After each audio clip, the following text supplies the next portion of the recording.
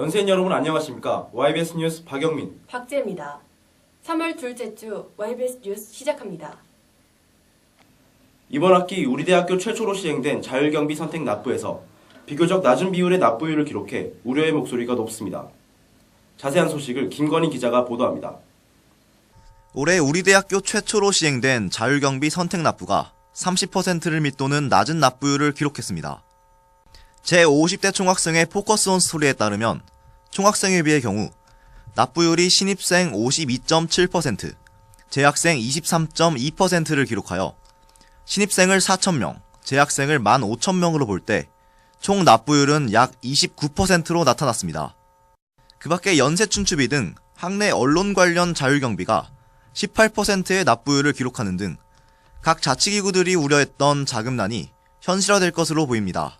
사실 저희는 돈이 없다고 해서 춘추를 덜 만들거나 컨텐츠를 부족하게 만들거나 그럴 생각은 전혀 없어요. 그리고 기자도 되게 열심히 하고 있고. 근데 학교가 단지 인건비를 너무 주지 않아서 저희가 생각하는 것만큼의 컨텐츠를 만들 수 없다는 게 큰 문제인 것 같습니다. 이렇게 납부율이 낮게 나타난 원인으로는 선택납부에 대한 홍보가 미흡했다는 점과 학교 등록금 납부 시스템상의 문제를 꼽을 수 있습니다. 우선 각 기관들의 소셜 네트워크 등을 통한 홍보는 모든 학생들을 대상으로 하기엔 한계가 있었고 학교의 안내는 단 몇 차례의 이메일과 문자메시지 발송에 그쳤습니다. 여기에 총학생회가 준비한 편지와 만화의 발송이 자율경비 선택기간 이후로 지연돼 선택납부에 대한 학생들의 인지도가 낮았습니다. 자율경비 선택기간과 등록금 납부기간이 달랐다는 점도 큰 영향을 미쳤습니다. 등록금을 확정하지 않고 임시저장만 해놓으면 모든 자율경비가 미선택으로 처리된 겁니다. 학교는 우리은행이 정보를 관리하고 있고 학자금 대출에 있어 혼선이 빚어진다는 이유를 들며 별도의 시스템 개선을 위한 노력을 하지 않고 있습니다. 총학생회 측은 이러한 점에 대해 우려를 표하고 대책 마련에 나섰습니다. 요새 이렇게 30%에 못 미치는 학생회비 납부율이 나온 것에 대해서 앞으로 1년간의 학생회 운영이나 또는 축제들, 축제, 연고전 등 여러 가지 행사에 있어서 운영이 어렵겠다라는 우려를 가지고 있고요. 그래서 납부율을 끌어올리기 위해서 중앙운영위원회나 총학생회 차원에서 강연실 발언, 플랑, 대자보 등 여러 가지 방법들을 통해서 납부를 부탁드리고 요청을 드리려고 하고 있고, 그다음에 시스템 개선을 위한 협의회를 학교에다 요청을 드린 상태입니다. 자율경비 선택납부라는 현실에 처음으로 직면한 연세 학생사회. 낮은 납부율로 인한 피해를 최소화하고 자금난을 극복하기 위해선 학생사회의 자발적인 관심과 노력은 물론 학교와 학생사회 간의 긴밀한 협력도 필요할 것으로 보입니다. YBS 뉴스 김건희입니다.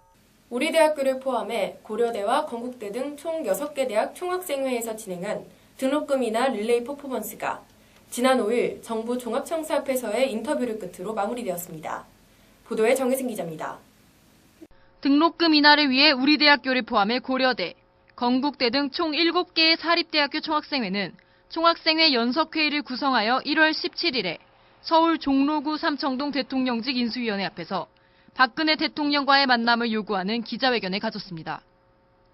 하지만 박근혜 대통령이 당선 직후라 바쁘기 때문에 요청에 응하기 어렵다는 의견만 전달했다고 연석회의는 밝혔습니다. 한양대학교를 제외한 6개의 사립대학교 총학생회는 우리 대학교 총학생회 측의 제안으로 1월 24일부터 30일간 1인 릴레이 퍼포먼스를 진행하며 다시 한번 박근혜 대통령과의 간담회 자리를 요청했지만 끝내 박 대통령의 답변을 얻지 못했습니다. 퍼포먼스를 마무리하며 총학생회 연석회의는 3월 5일 정부 중앙청사 앞에서 기자회견을 열어 등록금 문제의 근본적인 해결을 강력하게 요구했습니다. 연석회의는 등록금 최종 결정이 등록금 심의위원회에서 이뤄질 수 있도록 법으로 명시하고 그 처벌에 대한 조항 또한 추가돼야 한다고 주장했습니다.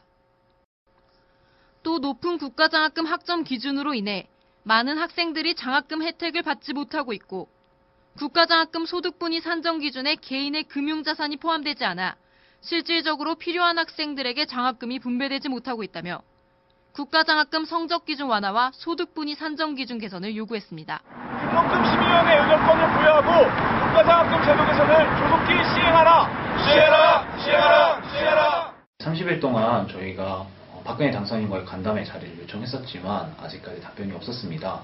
하지만 이런 것들을 지속적으로 입법화 운동이라든지 아니면 여러 가지 국가장학금 제도 개선, 그리고 고등교육 재정 확충에 대한 이야기들은 충분히 저희 지속적으로 이야기를 하려고 생각하고 있고요. 그 방법에 있어서는 여러 가지 다양한 논의를 통해서 활동들을 생각하고 있습니다.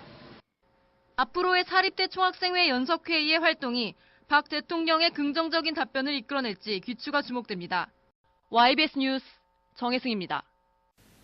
올해 신입생 RC 제도로 국제 캠퍼스 거주 학생 수가 크게 증가함에 따라 학생 식당 사용과 기숙사 랜선 부족 등의 문제로 잇따른 민원이 제기됐습니다. 정지혜 기자입니다. 지난 4일 개강해 신입생들로 북적이는 국제 캠퍼스. 캠퍼스엔 봄 기운과 더불어 새내기들의 활기가 가득합니다. 하지만 들뜬 마음으로 입학한 신입생들은 개강 첫날부터 크고 작은 문제들에 부딪혔습니다.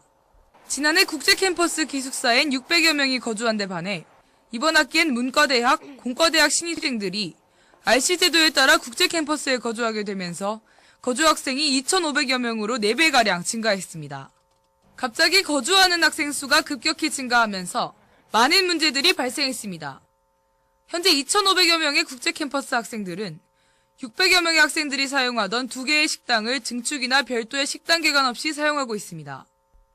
이에 따라 식사 시간마다 식당은 과도하게 붐비고 정해진 시간 내에 식사를 해결해야 하는 학생들은 큰 불편을 겪고 있습니다.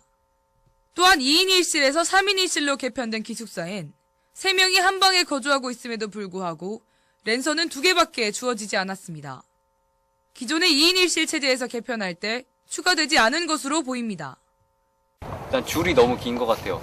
그리고 제때제때 시간에 맞춰서 밥을 먹어야 되는데 그 수업 듣다 보면 그렇지 못할 때가 있거든요. 그다음에 랜선이나 와이파이 이런 것도 좀 하자가 많은 것 같아요. 이 외에도 학생 수가 갑자기 늘어나면서 기숙사 난방이 제대로 되지 않거나 이틀가량 단수가 되는 등 많은 문제들이 나타났습니다. 현재 국제 캠퍼스는 시설면에 있어서 외주 발주한 상태로 시설 관련 민원 처리를 외주회사에서 하고 있습니다. 기숙사 행정팀에서 민원을 수합해 기숙사 관리회사로 넘긴 후 다시 통합시설관리회사로 보내 민원 해결을 하고 있는 것으로 알려졌습니다. 많은 민원이 집중되고 교내에서 직접적으로 해결하고 있는 시스템이 아니라서 해결에 시간이 걸려 학생들의 불만이 끊이질 않습니다. 국제 캠퍼스 곳곳엔 신입생들을 환영한다는 플랜카드가 걸려있지만 정말 신입생들을 환영할 준비가 되어 있는지 의문입니다. YBS 뉴스 정지혜입니다. 지난 8일 우리 대학교 노동조합인 연세대분회가 생활임금 쟁취와 근로조건 개선을 위해 이화여자대학교에서 진행된 집단교섭 결의대회에 참여했습니다. 보도를 위해 안세영 기자가 다녀왔습니다. 지난 8일 이화여자대학교 대강당 앞 우리 학교를 포함한 총 7개 대학의 청소, 경비, 시설관리, 주차 노동자들 800여 명이 모였습니다.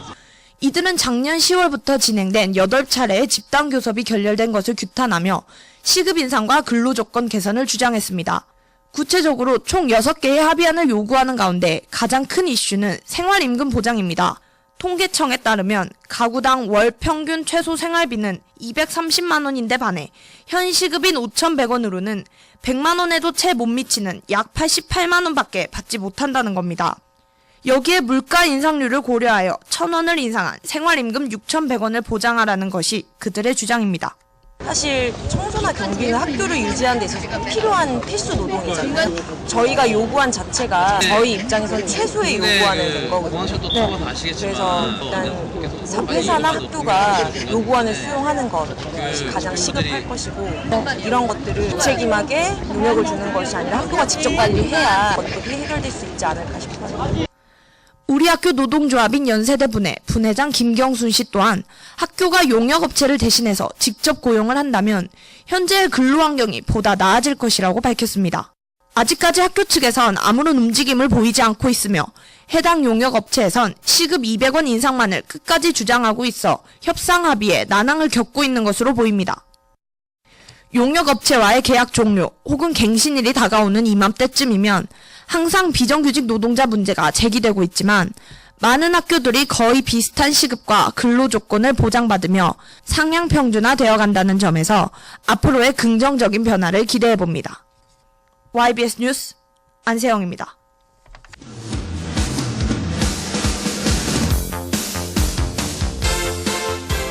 한국장학재단에서 오는 14일 오후 6시까지 2013학년도 학부 신입생 수능 우수 유형, 국가우수장학금 신청을 받습니다.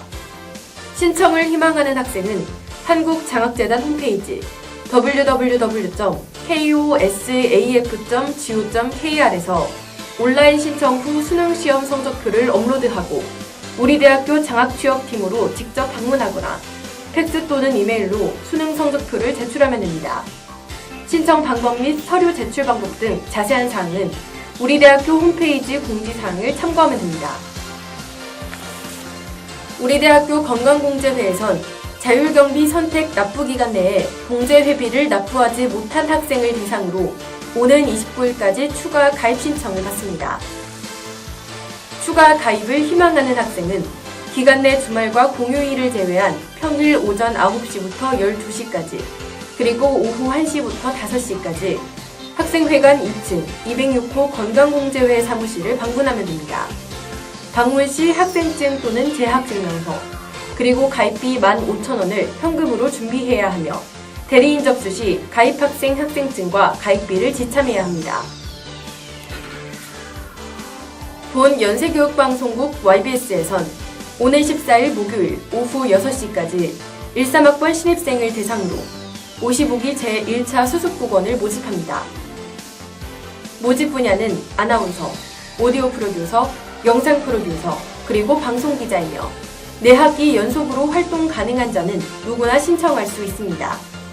신청을 희망하는 학생은 본 방송국 홈페이지 www.iybs.co.kr에서 온라인으로 지원서를 작성하거나 종합관 및 학관에 설치된 데스크에서 지원서를 작성하면 됩니다.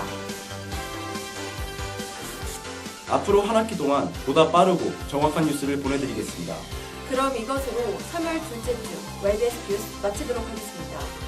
시청해주신 여러분 고맙습니다.